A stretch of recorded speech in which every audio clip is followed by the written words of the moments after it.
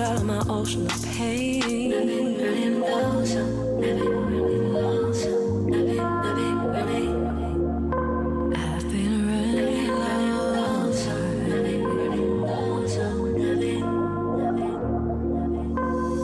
Sometimes I try to be when you always dream of, and it's a shame that we will never be enough for you.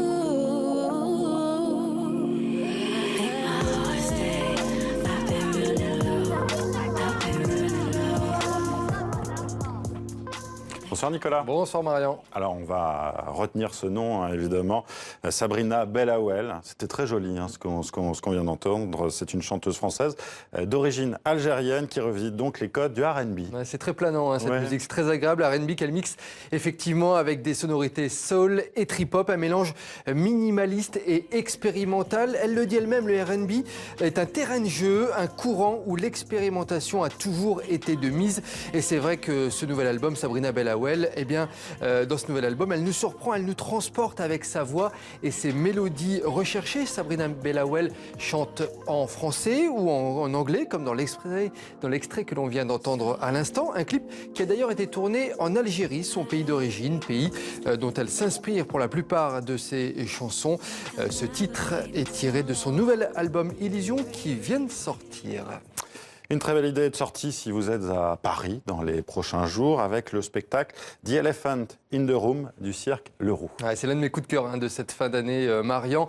Un spectacle bluffant, époustouflant et très, très original entre musical, cabaret burlesque, vaudeville et un spectacle qui s'inspire également des films en noir et blanc des années 50. C'est rare de voir une troupe mixer autant de genres différents. Sur la piste, 3 Français et 1 Américain formés dans les meilleures écoles de cirque francophones à travers le monde. On les a rencontrés justement, ces 4 artistes. Un moment de pur délice pour les yeux. Regardez.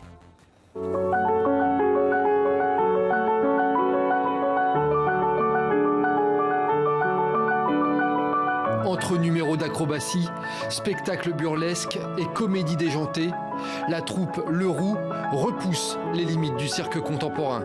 Un spectacle inhabituel, une bombe d'esthétisme et de folie joyeuse. Dans le spectacle, on n'a fait aucun choix.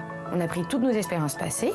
Donc on avait fait du musical, du variété, du cirque traditionnel, du cirque contemporain.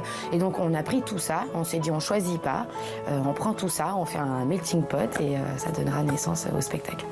L'intrigue se déroule à huis clos dans un salon où 4 personnages tentent de protéger un coupable. Une fusion unique entre film noir hollywoodien, théâtre physique et numéro de cirque. Moi, ce que j'aime bien, il y a des gens qui nous ont déjà dit, on a l'impression de voir une pièce de cirque. Parce qu'on a travaillé pas mal sur le théâtre. Et je trouve que ça définit quand même assez bien le spectacle. Ce qu'on a essayé de faire avec Cirque Le Roux, c'est d'amener une forme cinématographique.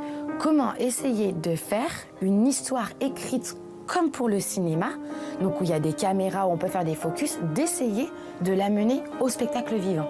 Pour mettre au point ce spectacle, les membres de la troupe, acteurs et metteurs en scène, se sont inspirés de leurs expériences dans les écoles de cirque francophones, au Québec, en Belgique et en France. De Montréal, donc les 3 garçons ont fait l'école de cirque de Montréal. Je dirais qu'on a pris la finesse, l'esthétique, une sorte de beauté, de précision dans le mouvement. De Bruxelles, l'école que j'ai donc faite, je dirais qu'on a pris ce côté plus contemporain, peut-être aussi un peu jeu d'acteur. Et de la France, notre metteur en scène, une clown française vivant à Paris qui nous a amené tout le côté vaudeville.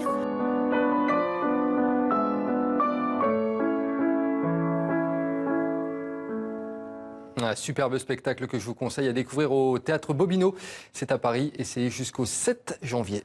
Nicolas, une image pour terminer qui nous vient de Tel Aviv en Israël. Absolument, regardez une tour multicolore de 36 mètres de haut, entièrement construite en briques de Lego et elle pourrait bientôt rentrer dans le Guinness Book des records comme la plus haute tour au monde construite en Lego, précédent record datant de 2015 en Italie. Pour la construire, sachez qu'il a fallu 500 000 pièces, toutes fournies par les habitants de la ville. C'est juste joli et extraordinaire. Et impressionnant, ouais. Impressionnant. Pour en faire de temps en temps.